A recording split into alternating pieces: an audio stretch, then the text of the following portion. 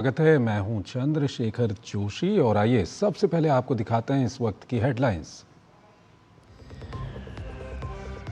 देश विदेश में साल 2026 का जश्न के साथ स्वागत। नाच गाकर लोगों ने नए साल में किया प्रवेश। हिल स्टेशन से लेकर धार्मिक स्थलों पर उमड़ी सैलानियों की भारी भीड़।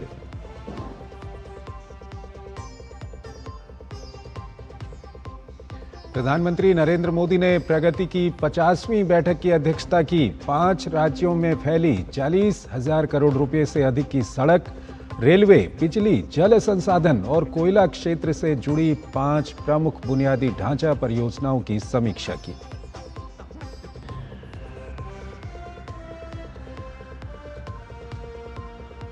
पश्चिम बंगाल दौरे पर अमित शाह ने बीजेपी नेताओं कार्यकर्ताओं के साथ की बैठक। चुनावी तैयारियों पर किया मंथन, दिया जीतने का मंत्र।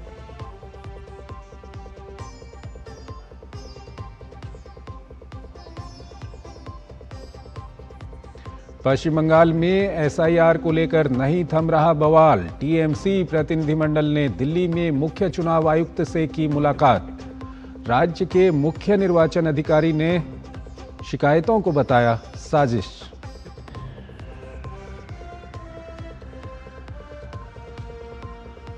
केंद्रीय कैबिनेट की बड़ी सौगात, 2 हाईवे प्रोजेक्ट को मंजूरी। नासिक सोलापुर 6 लेन हाईवे सहित ओडिशा के लिए भी एक अहम सड़क परियोजना को दिखाई हरी झंडी।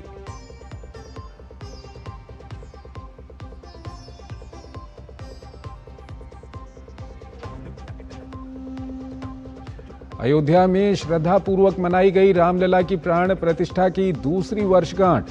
समारोह में शामिल हुए रक्षा मंत्री राजनाथ सिंह ने कहा, समय करता है सबका न्याय। सीएम योगी ने विपक्ष पर साधा निशाना। कहा, कुछ लोगों ने तुष्टीकरण के लिए अयोध्या को बनाया उपद्रव और संघर्ष का अड्डा।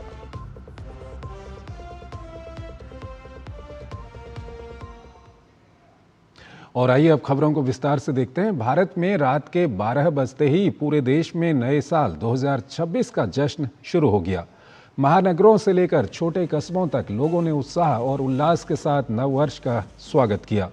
दिल्ली, मुंबई, कोलकाता, चेन्नई और बेंगलुरु जैसे बड़े शहरों में आतिशबाजी, लाइटिंग और सांस्कृतिक कार्यक्रमों के आयोजन किए गए। लोगों ने सड़कों, पार्कों, होटल और रेस्टोरेंट्स में एकत्र होकर एक दूसरे को नए साल की शुभकामनाएं दी। मुंबई में मैरीन ड्राइव और गेटवे ऑफ इंडिया के आसपास खास रौनक देखने को मिली, जबकि दिल्ली में इंडिया गेट और कनॉट प्लेस में बड़ी संख्या में लोग जमा हुए।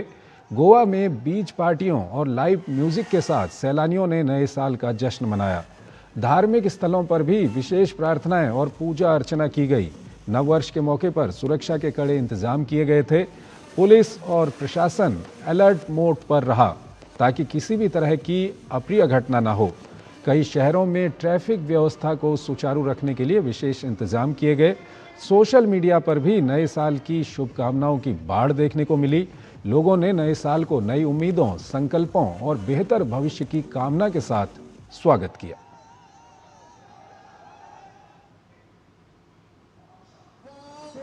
कोलकाता में नए साल का स्वागत जोरदार जश्न के साथ मनाया जा रहा है और नए साल का स्वागत वहां पर जश्न के साथ किया गया। सड़कों पर लोगों की भीड़ उमड़ी हुई है।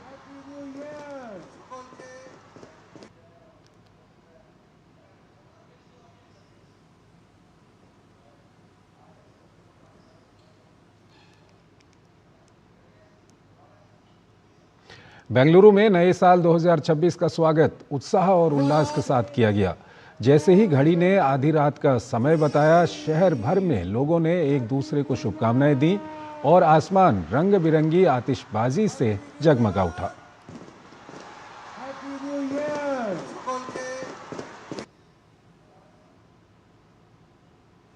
जम्मू कश्मीर के सोनमर्ग में नए साल की पूर्व संध्या पर हुई बर्फबारी ने जश्न का माहौल बढ़ा दिया। 2026 के स्वागत से पहले सोनमर्ग की वादियां बर्फ की सफेद चादर से ढक गईं, जिसे देखने और महसूस करने के लिए बड़ी संख्या में पर्यटक यहां पहुंचे हैं।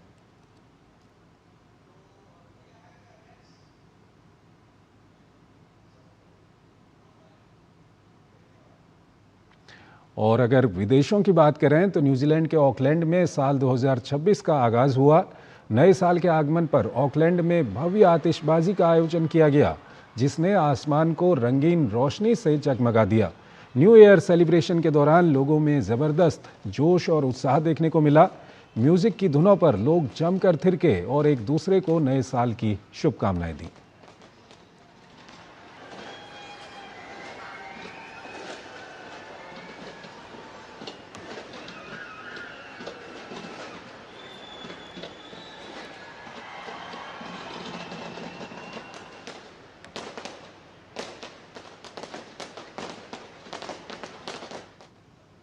ऑस्ट्रेलिया के सिडनी शहर ने गुरुवार 1 जनवरी को वर्ष 2026 का भव्य स्वागत किया। इस अवसर पर सिडनी में अब तक का सबसे बड़ा आतिशबाजी प्रदर्शन आयोजित किया गया। प्रतिष्ठित सिडनी हार्बर ब्रिज से झरने जैसे आतिशबाजी के दृश्य ने लोगों को मंत्रमुग्ध कर दिया।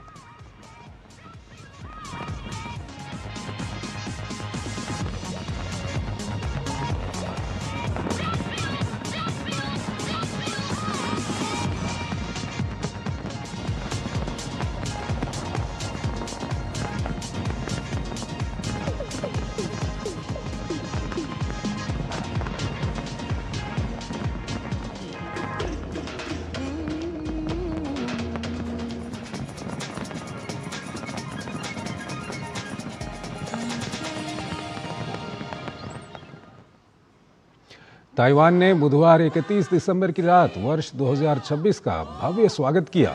इस अवसर पर ताइपे 101 टावर के सामने हजारों लोग जमा हुए। आधी रात होते ही ताइवान की सबसे ऊंची इमारत ताइपे 101 रंग बिरंगी आतिशबाजी से रोशन हो उठी। करीब 6 मिनट तक चली इस शानदार आतिशबाजी प्रदर्शन के साथ संगीत और लाइट शो भी प्रस्तुत किया गया, जिसने माहौल को उत्सवमय बना दिया।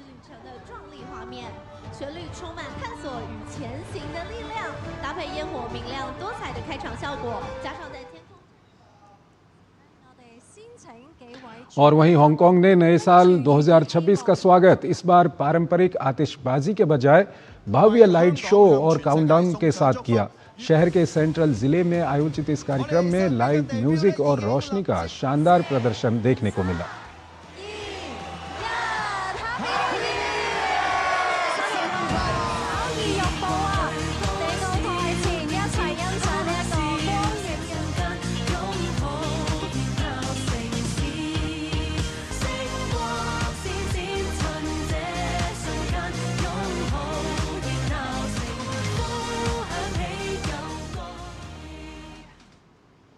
और वहीं चीन की राजधानी बीजिंग में नए साल 2026 का स्वागत ऐतिहासिक ग्रेट वॉल के जुआंगुआन सेक्शन पर भव्य समारोह के साथ किया गया।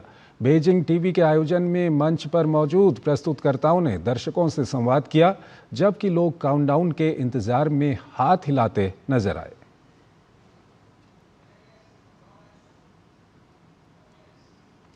मलेशिया में भी नए साल का जश्न मनाया जा रहा है, जहां एक तरफ लोगों ने जगह जगह डांस, बोनफायर, पार्टी के इंतजाम किए हुए हैं, तो वहीं इस मौके पर जमकर आतिशबाजी भी की गई।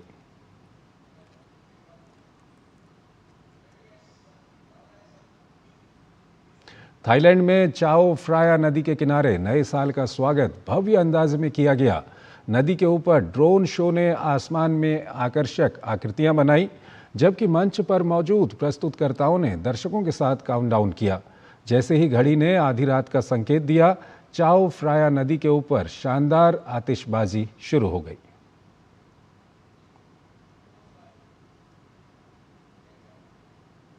प्रधानमंत्री नरेंद्र मोदी ने बुधवार को प्रगति यानी कि proactive governance and timely implementation की 50वीं बैठक की अध्यक्षता की। ये बैठक केंद्र और राज्यों के बीच सहयोग, तकनीक आधारित निगरानी और सुशासन की 1 दशक लंबी यात्रा का महत्वपूर्ण पड़ाव मानी जा रही है। प्रधानमंत्री के नेतृत्व में प्रगति प्लेटफॉर्म ने राष्ट्रीय प्राथमिकताओं को जमीनी स्तर पर ठोस परिणामों में बदलने में अहम भूमिका निभाई है। बैठक के दौरान प्रधानमंत्री ने सड़क, रेलवे, बिजली, जल संसाधन और कोयला क्षेत्र से जुड़े 5 प्रमुख बुनियादी ढांचा परियोजनाओं की समीक्षा की। ये परियोजनाएं 5 राज्यों में फैली हुई हैं, जिनकी कुल लागत 40,000 करोड़ रुपए से अधिक है। प्रधानमंत्री ने समयबद्ध क्रियान्वयन और आपसी समन्वय पर विशेष जोर दिया। इसके अलावा पीएम श्री योजना की समीक्षा करते हुए प्रधानमंत्री ने कहा कि ये योजना समग्र और भविष्य के लिए तैयार स्कूली शिक्षा का राष्ट्रीय मानक बने। उन्होंने स्पष्ट किया कि योजना का फोकस सिर्फ इंफ्रास्ट्रक्चर नहीं बल्कि परिणामों पर होना चाहिए। सभी मुख्य सचिवों को योजना की नियमित निगरानी करने और वरिष्ठ अधिकारियों को फील्ड विजिट के निर्देश दिए गए। प्रगति की 50वीं बैठक को प्रधानमंत्री ने शासन संस्कृति में आए महत्वपूर्ण बदलाव का प्रतीक बताते हुए कहा कि समय पर फैसले, प्रभावी समन्वय और तय जवाबदेही से सरकार के काम करने की गति बढ़ती है और इसका सीधा लाभ आम नागरिकों को मिलता है।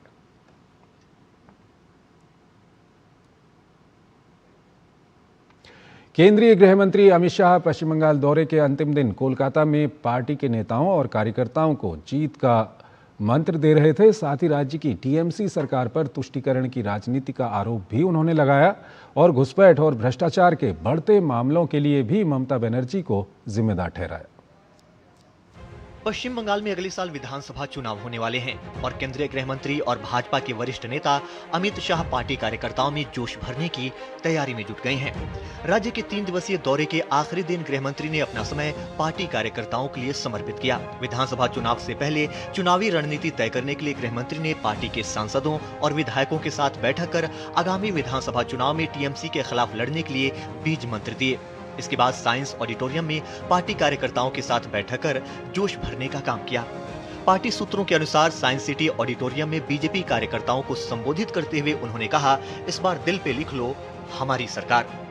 अमित शाह की कोशिश हर हाल में पश्चिम बंगाल में कमल खिलाने की है और ये ऐसे ही नहीं है।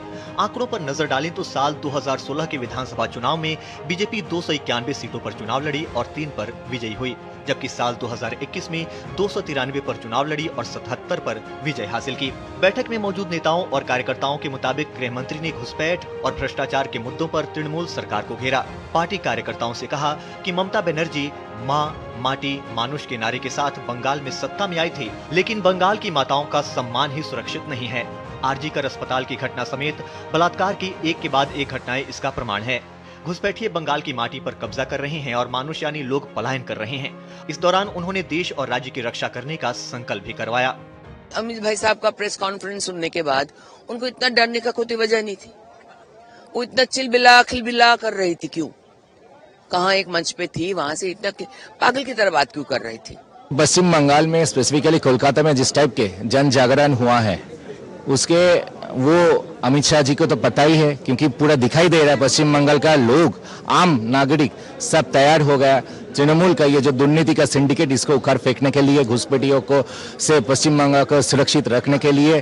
पार्टी कार्यकर्ताओं के अनुसार अमित शाह ने सीएम ममता बनर्जी के निर्वाचन क्षेत्र में जीतने का लक्ष्य रखकर आगे बढ़ने को कहा। ये चुनावी बिगुल नहीं, आप कह सकते हैं कि जीत का बिगुल बजा करके गए हैं अमित शाह जी, क्योंकि हम कॉन्फिडेंट हैं इस बार कि सरकार जो है वो भारतीय जनता पार्टी ही बना रही है। हमारी लड़ाई जो है इस बार जो ये अनुप्रवेशकारी है इनके विरोध में रहेगी, घुसपैठियों के विरोध में रहेगी और हम ये साफ पश्चिम बंगाल की जनता को बताना चाहते हैं कि भारतीय जनता पार्टी की सरकार बनने के बाद एक एक को पकड़ करके जितने भी घुसपैठी हैं यहाँ से निकाला जाएगा। अमित शाह मंगलवार को प्रेस कॉन्फ्रेंस कर कह चुके हैं कि बीजेपी बंगाल में विकास और गरीब कल्याण पर ध्यान देते हुए राज्य की विरासत को फिर से जिंदा करेगी। सौरभ दत्ता के साथ ब्यूरो रिपोर्ट, डीडी न्यूज। साल 2025 के आखिरी दिन प्रधानमंत्री मोदी के नेतृत्व में हुई केंद्रीय कैबिनेट की बैठक में 20,668 करोड़ रुपए के 2 हाईवे प्रोजेक्ट को मंजूरी दी गई है। इन दोनों प्रोजेक्ट से लॉजिस्टिक्स और ट्रांसपोर्ट नेटवर्क को और मजबूती मिलेगी तो क्षेत्रीय विकास भी रफ्तार पकड़ता हुआ नजर आएगा। साल 2025 के आखिरी दिन केंद्रीय कैबिनेट की बैठक प्रधानमंत्री नरेंद्र मोदी के नेतृत्व में हुई। बैठक में 2 हाईवे प्रोजेक्ट को मंजूरी दी गई। ये प्रोजेक्ट नासिक से सोलापुर और कोरापुट से मोहना के बीच में हैं। प्रोजेक्ट की जानकारी देते हुए केंद्रीय मंत्री अश्वनी वैष्णव ने बताया कि कैबिनेट ने 20,668 करोड़ रुपए के 2 हाईवे प्रोजेक्ट को मंजूरी दी है। 20,668 करोड़ रुपए के 2 हाईवे के प्रोजेक्ट्स कैबिनेट में अप्रूव हुए। पहला प्रोजेक्ट है नासिक और सोलापुर को जोड़ने वाला expressway 6 lane access controlled, एक तरीके से विकसित भारत का गोल्डन क्वाड्रिलेटरल है। ये आज जो अप्रूव हुआ है वो नासिक से सोलापुर का कॉरिडोर अप्रूव है। पीपीपी मॉडल पर 6 लेन वाला हाईवे नासिक से सोलापुर के अक्कलकोट तक बनेगा। यह 374 किलोमीटर लंबा greenfield access control highway project होगा। 19,142 करोड़ रुपए की लागत से इसे तैयार किया जाएगा। इसका निर्माण कार्य अगले 2 वर्षों में पूरा होने की उम्मीद है। यह हाईवे सूरत चेन्नई हाई स्पीड कॉरिडोर का अहम हिस्सा होगा, जो पश्चिम भारत को सीधे दक्षिण भारत से जोड़ने में बड़ी भूमिका निभाएगा। इस कॉरिडोर के जरिए महाराष्ट्र के नासिक के अहिल्यानगर, धाराशिव और सोलापुर जैसे प्रमुख जिलों को बेहतर सड़क कनेक्टिविटी मिलेगी। नए हाईवे के बनने से नासिक और सोलापुर के बीच की दूरी 14% तक कम हो जाएगी और जहां अभी करीब 432 किलोमीटर की यात्रा करनी पड़ती है, वह घटकर 374 किलोमीटर के आसपास रह जाएगी। कॉरिडोर बहुत इंपॉर्टेंट है। कई बड़े शहरों को और कई बड़े इंडस्ट्रियल सेंटर्स को जोड़ेगा। 2 साल में इसका कंस्ट्रक्शन पूरा होगा। कैबिनेट बैठक में ओडिशा के लिए भी एक अहम सड़क परियोजना को मंजूरी दी गई। कोरापुट से मोहना तक के हाईवे के चौड़ीकरण और मजबूतीकरण का फैसला लिया गया है। इसके तहत मौजूदा सड़क को 2 लेन का बनाया जाएगा। परियोजना पर करीब 1526 करोड़ रुपए खर्च होंगे। इसे 2 वर्ष में पूरा करने का लक्ष्य रखा गया है। यह कॉरिडोर 206 किलोमीटर से भी लंबा होगा। इंफ्रास्ट्रक्चर में जितने फैसले लिए गए वो ऐतिहासिक है अपने आप में। 43 रेलवे प्रोजेक्ट्स 1,52,000 करोड़ रुपए के, 24 हाईवे प्रोजेक्ट्स 2,18,000 करोड़ के, 8 मेट्रो प्रोजेक्ट्स 1,31,000 करोड़ के, 4 न्यू एयरपोर्ट 7,000 करोड़ रुपीस के, 1 मेजर पोर्ट और शिपिंग के बड़े रिफॉर्म्स 1,45,000 करोड़ के, 2 न्यू रोपवे 6,000 करोड़ के, 3 हाइड्रो प्रोजेक्ट्स 28,000 करोड़ रुपीस के। ये इंफ्रास्ट्रक्चर का फाउंडेशन हमारे मिडिल क्लासेस के लिए और देश के लॉन्ग टर्म ग्रोथ के लिए बहुत मेजर माइलस्टोन साबित होगा। इन परियोजनाओं से रोजगार के बड़े अवसर भी पैदा होंगे, जिसमें लॉजिस्टिक और ट्रांसपोर्ट नेटवर्क को और मजबूती मिलेगी। सरकार के इन फैसलों को देश में सड़क नेटवर्क को मजबूत करने और क्षेत्रीय विकास को तेज करने की दिशा में बड़ा कदम माना जा रहा है। नीरज सिंह की रिपोर्ट, डीडी न्यूज, दिल्ली। भारतीय सेना अपनी युद्ध तैयारी को आत्मनिर्भरता के नए आयाम पर ले जा रही है। नई तकनीक, वैश्विक घटनाक्रम और दीर्घकालिक चुनौतियों को देखते हुए सेना को हर परिस्थिति के लिए तैयार रहना जरूरी है। भारतीय सेना लगभग 200 तरह के गोला बारूद और सटीक हथियारों का इस्तेमाल करती है। इनमें से 90% से अधिक गोला बारूद अब देश में ही तैयार किए जा रहे हैं। बाकी श्रेणियों पर भी तेजी से काम चल रहा है, जिसमें अनुसंधान संस्थान, सार्वजनिक क्षेत्र और निजी उद्योग की भागीदारी है।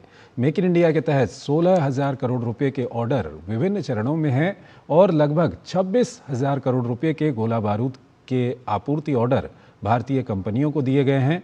इससे आपूर्ति व्यवस्था अधिक मजबूत और भरोसेमंद बनी है। सेना ने आयात पर निर्भरता घटाकर और घरेलू उत्पादन को बढ़ावा देकर गोला बारूद के क्षेत्र में 90% स्वदेशीकरण हासिल किया है, जिससे उसकी दीर्घकालिक संचालन क्षमता और राष्ट्रीय सुरक्षा को मजबूती मिल रही है।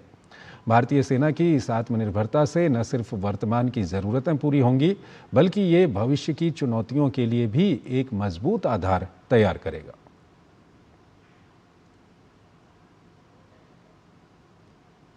रामनगरी अयोध्या एक बार फिर आस्था, श्रद्धा और उत्सव का केंद्र बनी हुई है।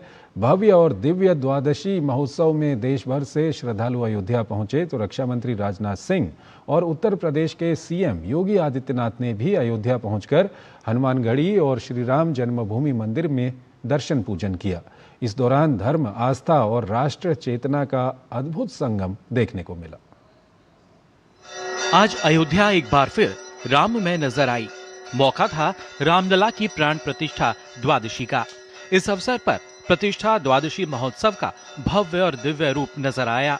इस ऐतिहासिक और धार्मिक अवसर पर जहां देश भर से बड़ी संख्या में श्रद्धालु अयोध्या पहुंचे, तो वहीं देश के रक्षा मंत्री राजनाथ सिंह और उत्तर प्रदेश के सीएम योगी ने भी प्रसिद्ध हनुमानगढ़ी मंदिर में दर्शन पूजन के बाद श्री राम जन्मभूमि मंदिर में रामलला के दर्शन कर विधिवत पूजा अर्चना की। इस दौरान रक्षा मंत्री ने कहा कि यह वही भूमि है जिसने वर्षों तक भगवान राम के लिए असहनीय बलिदान दिया।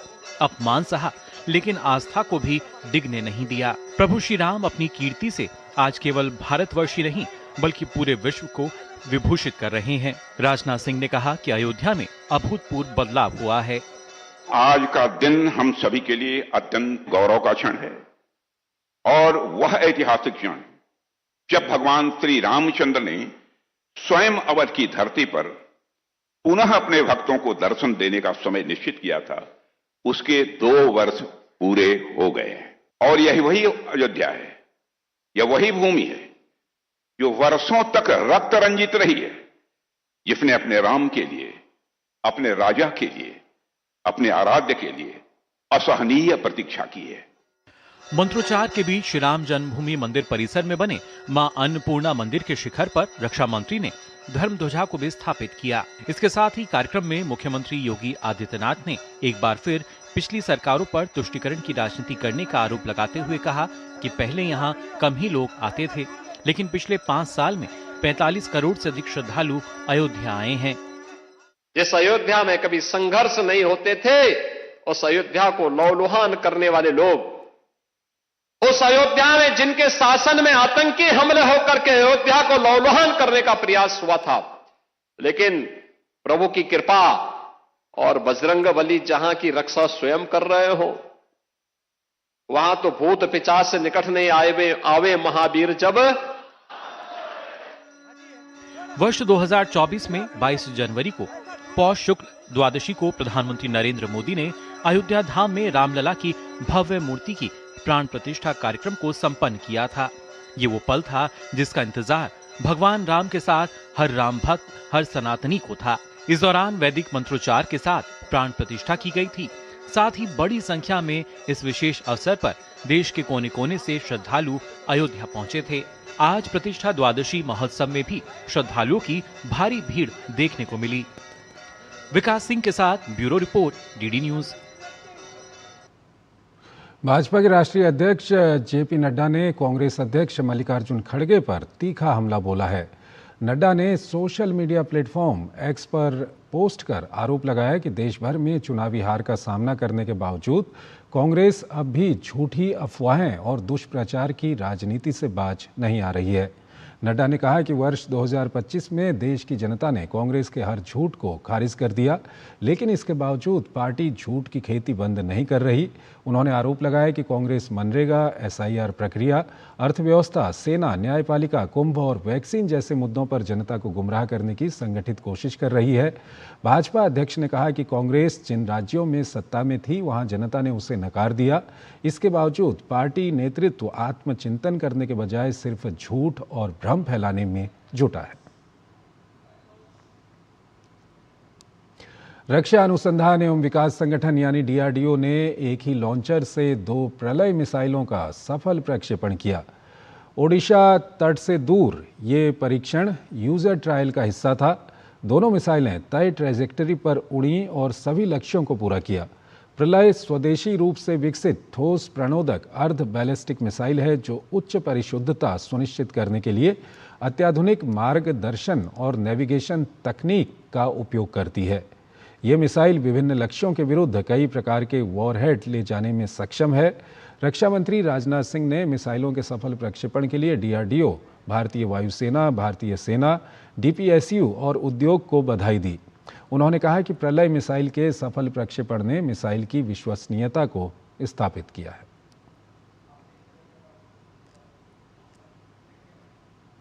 सूचना एवं प्रसारण राज्य मंत्री डॉक्टर एल मुरुगन ने नई दिल्ली स्थित नेशनल मीडिया सेंटर में भारत सरकार के आधिकारिक कैलेंडर का विमोचन किया।